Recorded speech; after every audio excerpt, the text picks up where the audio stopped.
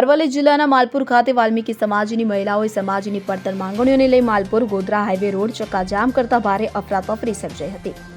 ગુજરાત રાજ્ય વાલ્મીકી સંગઠનના અધ્યક્ષ લાલજી ભગત દ્વારા સમાજના કર્મચારીઓની વિવિધ માંગણીઓને લઈને 1 જાન્યુઆરીથી માલપુરથી દિલ્હી સુધીની દંડવત યાત્રા શરૂ કરવામાં આવી હતી। 21 દિવસ વીતવા છતાં સરકાર કે વહીવટી તંત્ર તરફથી કોઈ પ્રતિસાદ ન મળતા આજે લાલજી ભગતના પત્ની સહિતની વાલ્મીકી સમાજની મહિલાઓએ માલપુર 4 રસ્તા પાસે મોડાસા ગોધરા હાઈવે પર બેસી જઈ ચક્કાજામ કર્યો તો મહિલાઓએ સૂત્રોચ્ચાર સાથે ન્યાયની માંગણી કરી હતી। જો કે આંદોલન માટે કોઈ સરકારી મંજૂરી ન હોવાથી પોલીસ કાફલો તાત્કાલિક ઘટના સ્થળે પહોંચ્યો તો પોલીસે લાલજી ભગતના પત્ની સહિત આંદોલનકારી મહિલાઓની અટકાયત કરી હતી।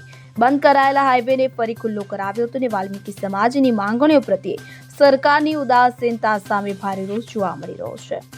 Bureau report CN24 news.